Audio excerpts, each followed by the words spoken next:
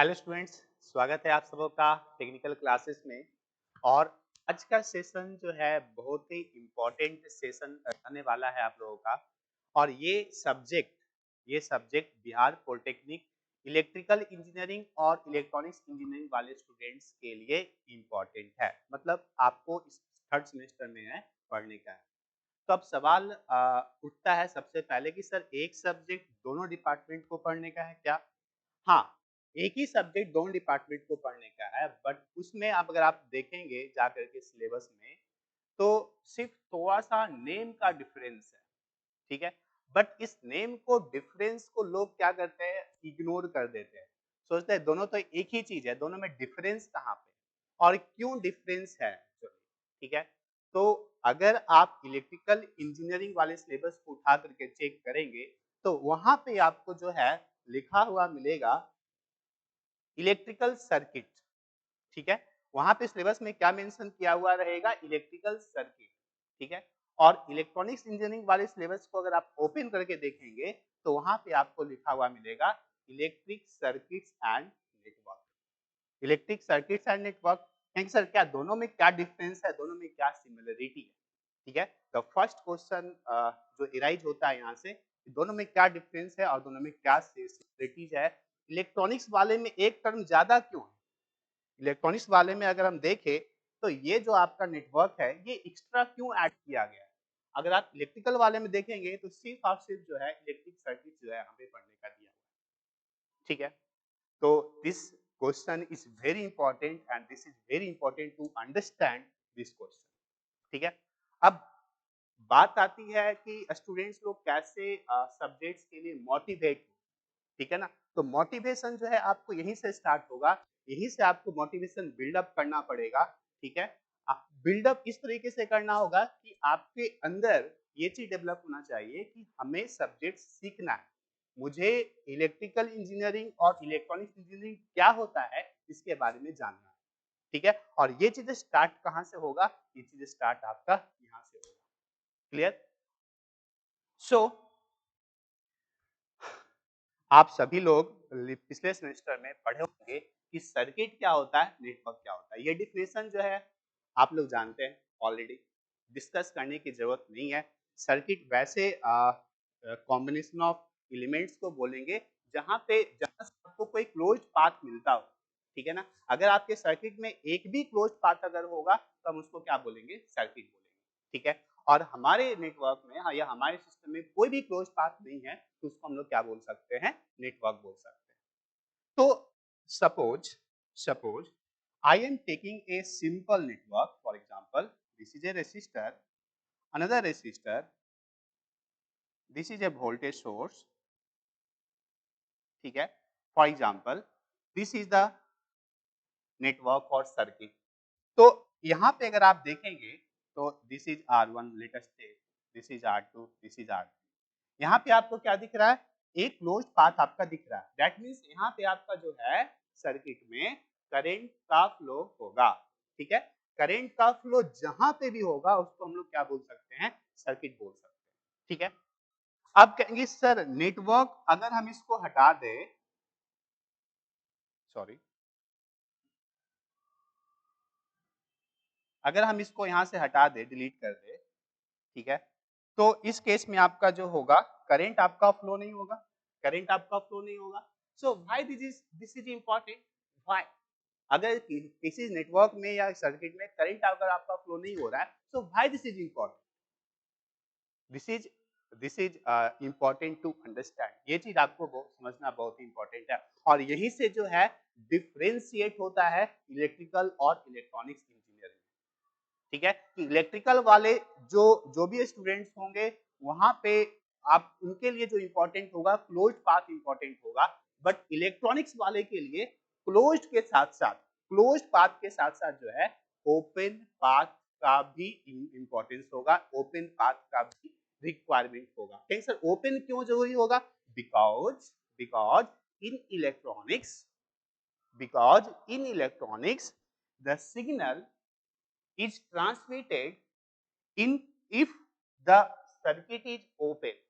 मतलब अगर हम लोग चाहेंगे कि सिग्नल को ट्रांसमिट करे एक पॉइंट से दूसरे पॉइंट पे, तो ये पॉसिबल होगा इन case of electronics circuit, in case of electronic circuit, ठीक है, और इलेक्ट्रॉनिक्स नेटवर्क, ठीक है।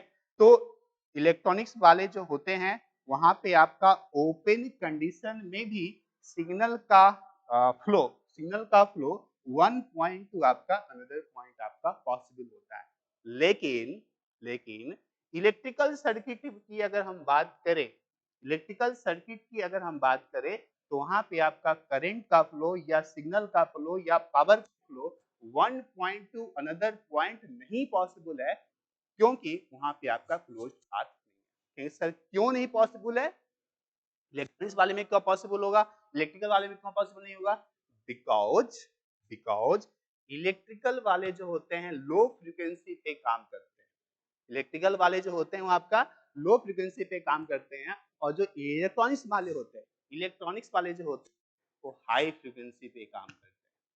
तो अगर फ्रीक्वेंसी को हाई रखेंगे तो हम लोग पावर को और सिग्नल को from one end to another end जो है हम ट्रांसमिट कर सकते हैं।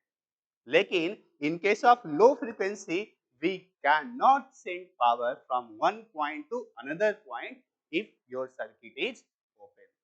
क्लियर?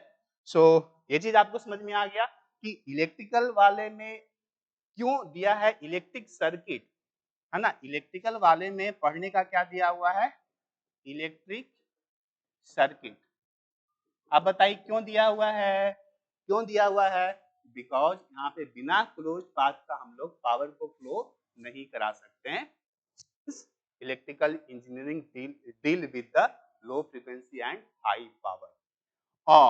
और इलेक्ट्रॉनिक्स वाले के लिए क्या पढ़ने का दिया हुआ है, इलेक्ट्रिकल और electric circuit and network. And for electronics guides उसके लिए नेटवर्क बहुत ही इंपॉर्टेंट है, बिकॉज वहां पे हम लोग सिग्नल को वन एंड से अनदर एंड सेंड कर सकते हैं जब सर्किट आपका ओपन होगा। क्लियर? सो ये चीज आपको आइडिया समझ में आ गया। नाउ अब बात आता है कि क्यों हम लोग इसका पर्पस क्या है, नेटवर्क थ्योरी या सर्किट थ्योरी का मेन पर्पस क्या है, पर्पस मतलब इसको पढ़ने क्यों पढ़ेंगे, क्यों सीखेंगे हम इसको, कहाँ पे रिक्वायरमेंट होगा इसे मेरा। तो फॉर एग्जाम्पल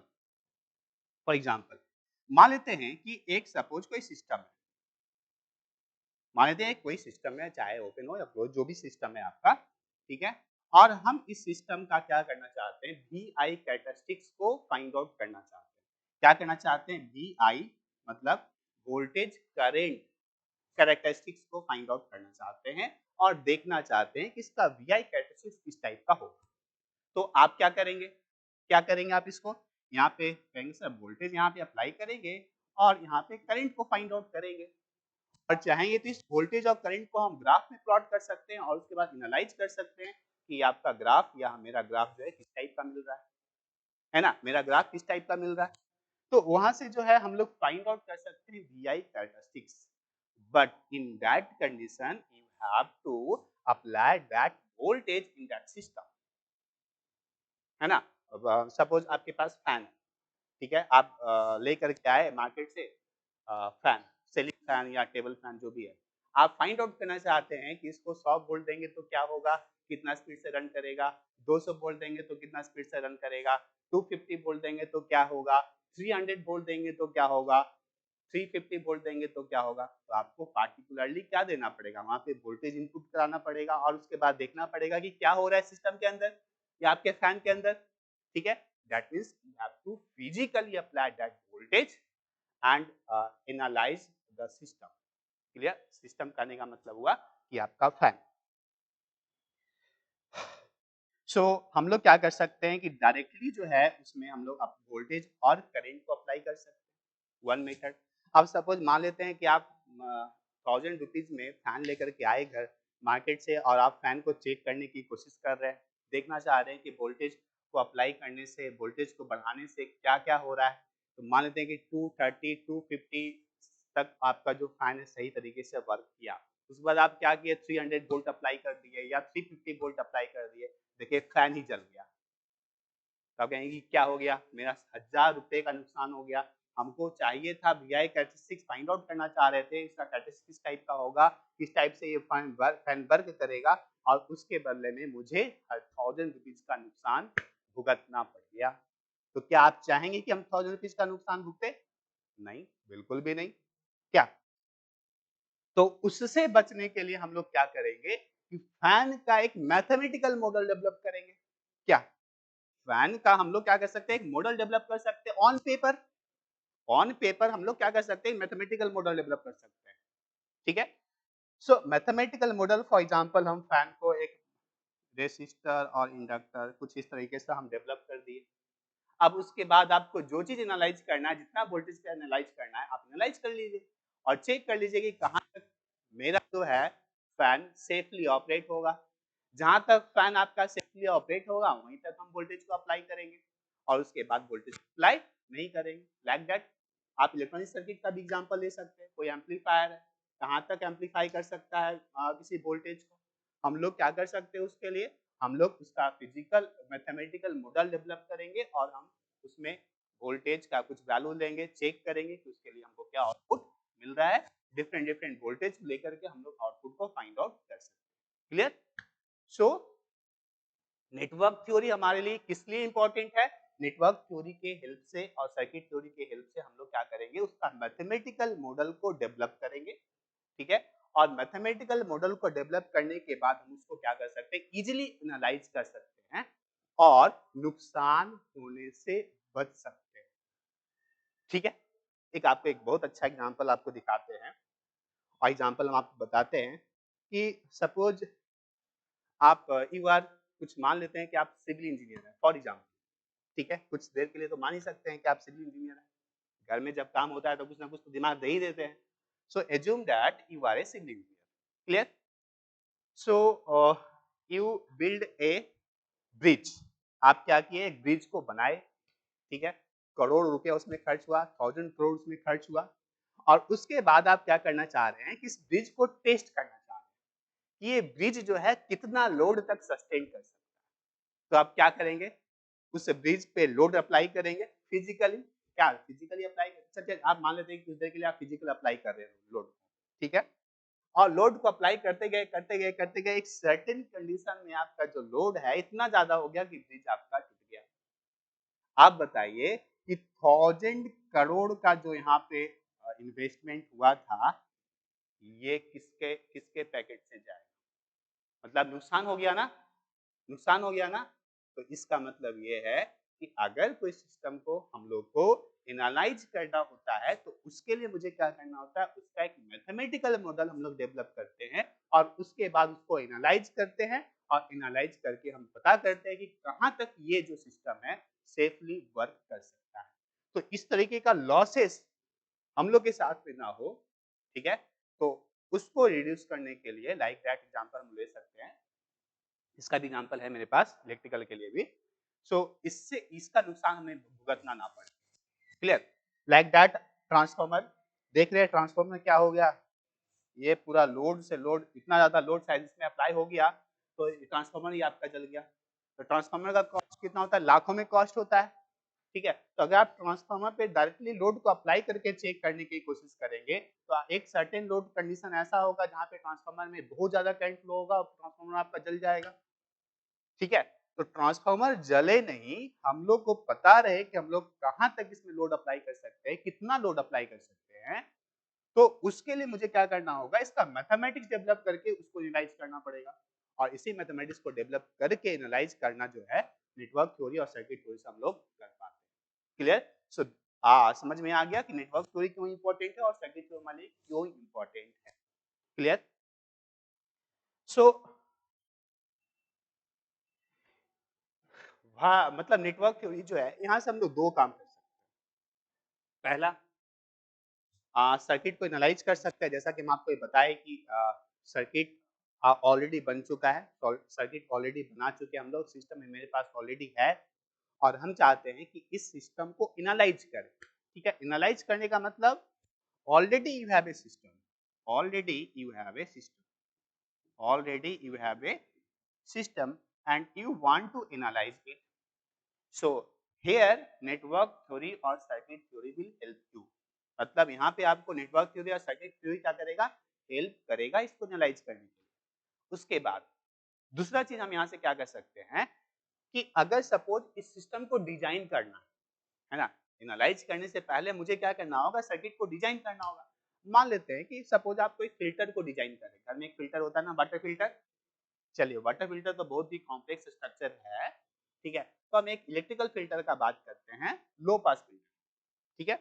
सो अभी आप लोग नहीं पढ़े होंगे कि लो पास फिल्टर क्या होता है, हाई पास फिल्टर क्या होता है, बट आप एक चीज समझ लीजिए सिंपल सा भाषा में कि घर में जैसे फिल्टर, जब हम घर में फिल्टर जो हम लोग यूज करते हैं वो क्या करता है, गंदे पानी को फिल्टर कर देता है, ठीक है ना। गंदे पानी को फिल्टर कर देता है, गंदा पानी जो है फिल्टर से बाहर, और जो अच्छा पानी होता है वो फिल्टर से, मतलब उसको हम लोग यूज करते हैं पीने के लिए, ठीक है। लाइक दैट हम लोग इलेक्ट्रिकल और इलेक्ट्रॉनिक्स सर्किट में भी हम लोग फिल्टर का यूज करते हैं, ठीक। तो फॉर एग्जांपल मेरे पास क्या है, एक सपोज हम ये सर्किट डिजाइन किए हैं, ये सर्किट डिजाइन किए हैं। तो ये सर्किट जो है अगर आप देखेंगे तो ये लो पास फिल्टर होता है। ये आपका क्या कौन सा फिल्टर होता है, लो पास। फॉर एग्जांपल यहाँ पे फ्रीक्वेंसी लेस लिए, ठीक है ना। तो लेस फ्रीक्वेंसी पे ओमेगा क्या होता है, ओमेगा आपका, सॉरी, लेस फ्रीक्वेंसी पे इसका जो रिएक्टेंस होता है वो क्या होता है, ज्यादा होगा, है ना। और अगर कम फ्रीक्वेंसी लेंगे तो इसका रिएक्टेंस और ज्यादा होगा, है ना, रिएक्टेंस और ज्यादा होगा, ठीक है। अगर फ्रीक्वेंसी को अगर हम लेस लेंगे तो इसका रिएक्टेंस आपका क्या होगा, बहुत थोड़ा बहुत तो बेसिक आपको मालूम होगा कि XC इज इक्वल टू क्या होता है, 1/2 पाई FC। तो फ्रीक्वेंसी को अगर हम लोग कम रखेंगे तो XC का वैल्यू क्या होगा, ज्यादा होगा। सो अगर F का वैल्यू 0 रख दिए फॉर एग्जाम्पल, ठीक है ना, F का वैल्यू अगर हम लोग, सॉरी F का वैल्यू हम लोग इनफाइनाइट रख दिए, सॉरी F का वैल्यू लेस ले रहा है ना, हाँ F का वैल्यू हम लोग सपोज 0 रख दिए, F इज इक्वल टू 0 रख दिए फॉर एग्जाम्पल। तो XC क्या हो जाएगा आपका, इनफाइनाइट, है ना। X इज इक्वल टू क्या हो जाएगा, इनफाइनाइट। दैट मीन्स ये वाला जो पाथ है, ये वाला पाथ जो है आपका ओपन हो जाएगा, ये वाला पाथ आपका क्या हो जाएगा, ओपन हो जाएगा। दैट मीन्स यहाँ पे जो भी वोल्टेज हम अप्लाई करेंगे, ये वोल्टेज जो है सीधा जो है यहाँ पे पहुंच जाएगा आउटपुट, है ना। लेकिन अगर हम फ्रीक्वेंसी को ज्यादा रखते हैं, फ्रीक्वेंसी को ज्यादा रखते हैं, बहुत ज्यादा रखते हैं, तो फ्रीक्वेंसी के वैल्यू को अगर हम बहुत ज्यादा लेंगे तो बताइए उस केस में रिएक्टेंस क्या होगा, बहुत ही कम होगा।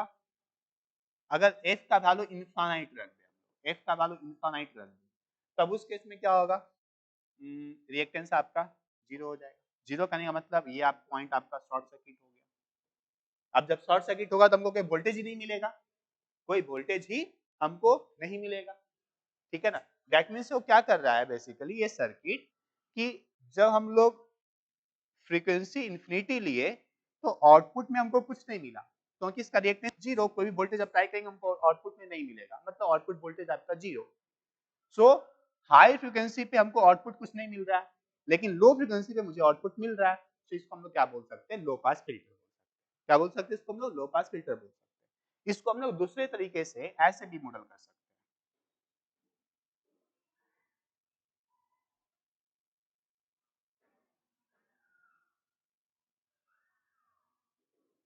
इस तरीके से भी मॉडल कर सकते हैं। तब ये जो सर्किट, ये जो आपका डिजाइन हम लोग जो कर रहे हैं, इसको बेसिकली हम लोग क्या बोलते हैं, सर्किट सिंथेसिस। इसको हम लोग क्या बोलते हैं, या नेटवर्क सिंथेसिस बोलते हैं। इसको हम लोग क्या बोलते हैं, network synthesis.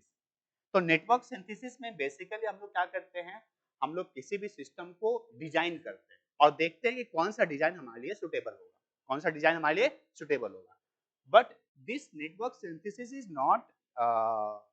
Not in your syllabus. आपके सिलेबस में नेटवर्क सिंथेसिस आपको पढ़ने का नहीं है।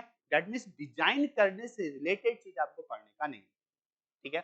आपको पढ़ने का क्या है, नेटवर्क एनालिसिस। दैट मीन्स आपके पास ऑलरेडी सिस्टम होगा और हम उस सिस्टम को क्या करेंगे, मैथमेटिकल मॉडल, मतलब मैथमेटिकल मॉडल होगा और उसको हम लोग क्या करेंगे, एनालाइज करेंगे, ठीक है। तो ये आपका क्या कहलाएगा, network analysis. So we will learn about network analysis, चाहे आप इलेक्ट्रिकल के हों और इलेक्ट्रॉनिक्स के हों, दोनों के केस में हम लोगों को क्या पढ़ने का है, नेटवर्क एनालिसिस। बट आप लोग कंफ्यूज मत होइएगा बिल्कुल भी कि सर सर्किट एनालिसिस होगा कि नेटवर्क एनालिसिस होगा।